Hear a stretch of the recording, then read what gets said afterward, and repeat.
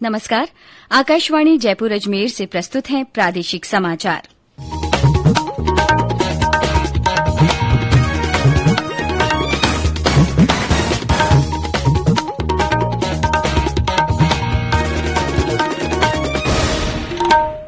मुख्य समाचार।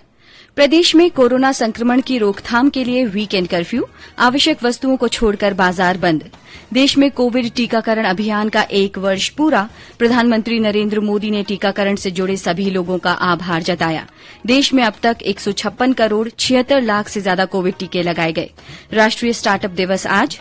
युवाओं के इनोवेशन को बढ़ावा देना सरकार की प्राथमिकता। और प्रदेश में शीतलहर का दौर जारी, कई स्थानों से घने कोहरे के समाचार। समाचारों के साथ मैं माधुरी वशिष्ठ। देश में कोरोना संक्रमण में तेजी से वृद्धि हो रही है। कोरोना के नए वायरस ओमिक्रॉन से चिंताएं बढ़ी हैं। आपसे अपील है कि सावधान और सतर्क रहें। 15 से 18 वर्ष के किशोर और अन्य लोगों को टीकाकरण के लिए प्रेरित करें। बचाव के लिए कृपया 3 सरल उपायों का पालन अवश्य करें। मास्क लगाएं, 2 गज की सुरक्षित दूरी बनाए रखें, हाथ और चेहरा साफ रखें। कोविड से संबंधित किसी भी जानकारी और मार्गदर्शन के लिए राष्ट्रीय हेल्पलाइन नंबर 1075 पर संपर्क करें। और अब समाचार विस्तार से। प्रदेश में बढ़ते कोरोना संक्रमण को देखते हुए तीसरी लहर के दौरान आज पहला वीकेंड कर्फ्यू है। इस दौरान दवा, राशन, फल, सब्जी और आवश्यक वस्तुओं के अलावा सभी दुकानें और व्यावसायिक प्रतिष्ठान बंद हैं। श्रीगंगानगर, झुंझुनूं, बीकानेर, झालावाड़, भरतपुर सहित अन्य जिलों में जन अनुशासन कर्फ्यू का व्यापक असर देखा जा रहा है। बाजारों में लोगों की आवाजाही बंद होने के समाचार मिले हैं। कर्फ्यू की पालना करवाने के लिए जगह जगह पुलिस के जवान तैनात हैं और बेवजह बाहर घूमने वालों की समझाइश कर वापस घर भेजा जा रहा है।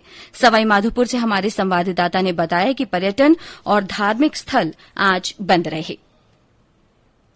कोरोना संक्रमण की तीसरी लहर के प्रभाव को रोकने के लिए राज्य सरकार की ओर से घोषित वीकेंड कर्फ्यू का आज सवाई माधोपुर जिले में भी प्रभावी असर देखने को मिला है। जन समर्थन के चलते मेडिकल स्टोर तथा आवश्यक सेवाओं को छोड़कर सभी दुकानें और व्यापारिक प्रतिष्ठान पूरी तरह बंद रहने से बाजारों में सन्नाटा पसरा रहा। रणथंभौर दुर्ग गणेश मंदिर सहित अन्य मंदिर भी पर्यटकों, श्रद्धालुओं तथा आमजन के लिए पूरी तरह बंद रहे। रणथंभौर राष्ट्रीय उद्यान में सफारी और चंबल घड़ियाल सेंचुरी में भी पर्यटन कार्य पूरी तरह बंद रहे।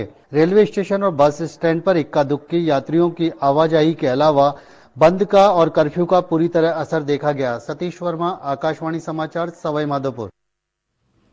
बीकानेर में पुलिस ने विभिन्न स्थानों पर मास्क का वितरण किया और बिना कारण सड़क पर घूमने वाले लोगों के चालान भी काटे। राज्य सरकार ने महामारी सतर्क, सावधान, जन अनुशासन दिशा निर्देशों के तहत शनिवार रात 11 बजे से सोमवार सुबह 5 बजे तक वीकेंड कर्फ्यू लागू किया है। आवश्यक सेवाओं को इससे मुक्त रखा गया है। देश में कोविड टीकाकरण अभियान का आज 1 साल पूरा हो गया है। इस अवसर पर प्रधानमंत्री नरेंद्र मोदी ने ट्वीट कर इससे जुड़े सभी लोगों का आभार व्यक्त किया है। उन्होंने कहा है कि राष्ट्रव्यापी टीकाकरण कार्यक्रम कोविड के खिलाफ लड़ाई में महत्वपूर्ण है। इससे कई लोगों की जीवन रक्षा हुई है, साथ ही उनकी आजीविका भी बची है। प्रधानमंत्री ने कहा कि इस दौरान डॉक्टरों, नर्सों और अन्य स्वास्थ्य कर्मियों की भूमिका अहम रही है। उन्होंने कहा कि दूर दराज के इलाकों में बड़ी संख्या में टीकाकरण की सफलता से गर्व का अनुभव होता है। ये भारत के सामर्थ्य, भारत की वैज्ञानिक दक्षता, भारत के टैलेंट का जीता जागता सबूत है। जिसे कोरोना संक्रमण का रिस्क सबसे ज्यादा है, उससे पहले टीका लगेगा। जो हमारे डॉक्टर्स हैं, नर्सेज हैं, अस्पताल में सफाई कर्मी हैं, मेडिकल, पैरामेडिकल स्टाफ हैं, वो कोरोना की वैक्सीन के सबसे पहले हकदार हैं। चाहे वो सरकारी अस्पताल में हो या फिर प्राइवेट में, सभी को ये वैक्सीन प्राथमिकता पर लगेगी। ये समाचार आकाशवाणी जयपुर अजमेर से प्रसारित किए जा रहे हैं। समाचारों में आगे बढ़ने से पहले ये संदेश। चलो मिलकर एक शुरुआत करें, चलो एक फैसला आज करें। मास्क नहीं तो टोकेंगे, कोरोना को रोकेंगे। चलो एक इरादा करते हैं, चलो कुछ वादा करते हैं। मास्क नहीं तो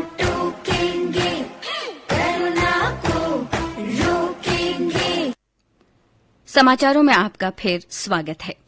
राष्ट्रव्यापी कोविड टीकाकरण कार्यक्रम के तहत अब तक 156 करोड़ 76 लाख से अधिक टीके लगाए जा चुके हैं। कल 66 लाख 21 हजार से अधिक टीके लगाए गए। अब तक 42 लाख 69 हजार से अधिक एहतियाती टीके लगाए जा चुके हैं। सूचना और प्रसारण मंत्री अनुराग ठाकुर ने कहा है कि केवल 11 दिन में ही 3 करोड़ 25 लाख से अधिक किशोरों को कोविड का पहला टीका लगा दिया गया है। एक ट्वीट में उन्होंने कहा कि देश में 15 से 18 आयु वर्ग के टीकाकरण प्रक्रिया तेजी से चल रही है। देश आज राष्ट्रीय स्टार्टअप दिवस मना रहा है। प्रधानमंत्री नरेंद्र मोदी ने कल वर्चुअल माध्यम से स्टार्टअप उद्यमियों के साथ हुए संवाद में यह घोषणा की थी।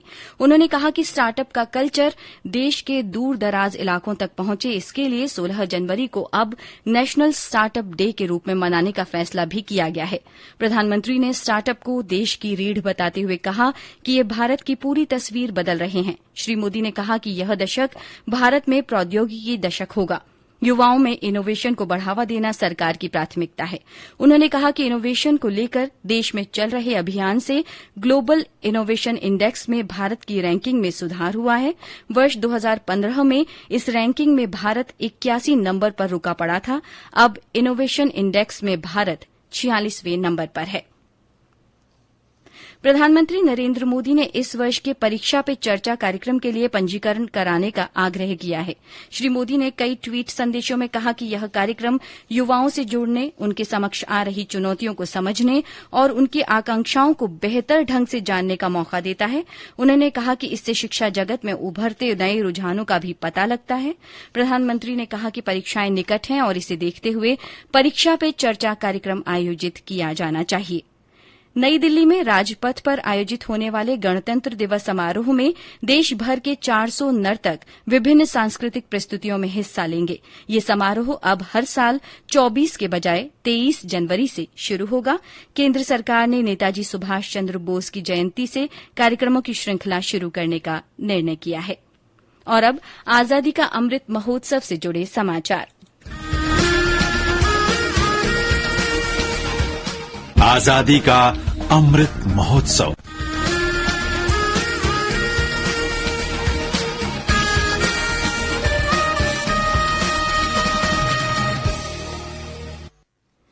केंद्र सरकार का स्कूल शिक्षा और साक्षरता विभाग आजादी का अमृत महोत्सव के अंतर्गत कल से प्रतिष्ठित सप्ताह का आयोजन करेगा। शिक्षा मंत्रालय ने कहा है कि वह इस दौरान कई कार्यक्रमों का आयोजन करेगा। महोत्सव के दौरान खिलौनों और समावेशी शिक्षा पर एक संगोष्ठी का आयोजन भी किया जाएगा। भरतपुर में अमृत महोत्सव के तहत आयुष विभाग की ओर से आयुर्वेदिक तथा योग प्राकृतिक शिविर लगाया गया। इस दौरान आयुर्वेद महाविद्यालय के प्राचार्य डॉ जितेंद्र कुमार शर्मा ने योग के महत्व के बारे में जानकारी दी। भीलवाड़ा जिले के शाहपुरा क्षेत्र में कादी सहना टोल नाका बाईपास पर आज सुबह एक सड़क हादसे में 2 लोगों की मौत हो गई। हादसा एक कार के बेकाबू होकर पलट जाने से हुआ। उधर बूंदी में पुलिया निर्माण कार्य के दौरान लोहे का जाल गिरने से 3 श्रमिकों के दबने के समाचार हैं। इनमें से एक की मौत हो गई है।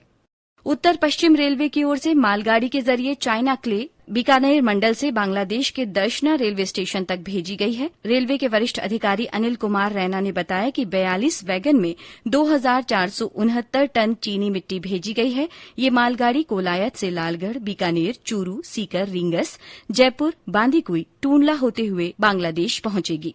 राष्ट्रीय उष्ण अनुसंधान केंद्र बीकानेर की ओर से ऊंटनी के दूध से विभिन्न उत्पाद बनाए जा रहे हैं। हमारे संवाददाता ने बताया, अच्छी पोषण गुणवत्ता वाला ये दूध कई बीमारियों में फायदेमंद साबित हो रहा है। पिछले कई वर्षों से ऊंटनी के दूध की लोकप्रियता बढ़ाने हेतु राष्ट्रीय उष्ण अनुसंधान केंद्र बीकानेर सतत प्रयत्नशील है। केंद्र ने उष्ण डेयरी के रूप में महत्वपूर्ण पहल की है। केंद्र द्वारा ऊंटनी के दूध से विभिन्न दूध उत्पाद, दही, कुल्फी, सॉफ्ट चीज, सुगंधित दूध, चाय व कॉफी, बर्फी, पेड़ा, लस्सी, मावा आदि विकसित किए जा चुके हैं। केंद्र इन दूध उत्पादों को अपने मिल्क पार्लर के माध्यम से बिक्री कर रहा है। पीलिया, फैटी लीवर, ड्रॉपसी, एड्स जैसी खतरनाक बीमारियों में भी यह दूध प्रतिरक्षा तंत्र को मजबूत बनाए रखने में काफी कारगर सिद्ध हुआ है। मोहम्मद रफीक पठान, आकाशवाणी समाचार, बीकानेर।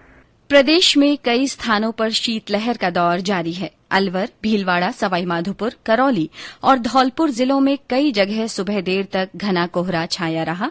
बारां और बूंदी में दोपहर तक कोहरा छाया रहा। हमारे बूंदी संवाददाता ने बताया कि लोग कड़ाके की ठंड से बचाव के लिए अलाव का सहारा ले रहे हैं।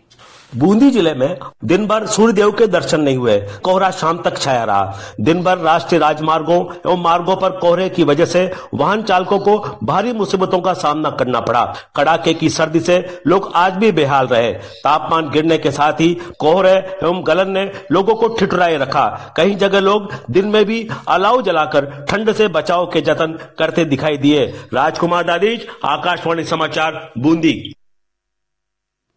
भरतपुर में दिन भर बादल छाए रहे और सर्द हवाओं से गलन बनी रही। सिरोही जिले के माउंट आबू में पारा आज भी माइनस में रहा। वहां न्यूनतम तापमान -2 डिग्री सेल्सियस रहा। मौसम विभाग के अनुसार 10 से अधिक शहरों में न्यूनतम तापमान 5 डिग्री सेल्सियस से कम दर्ज किया गया। करौली में 2.4, धौलपुर में 2.7, सीकर के फतेहपुर शेखावाटी में 3.1, नागौर में 3.3, बीकानेर में 3.5, सीकर में 4.4, अजमेर में 4.7 तथा टोंक और बूंदी में 4.9 डिग्री सेल्सियस न्यूनतम तापमान रिकॉर्ड किया गया।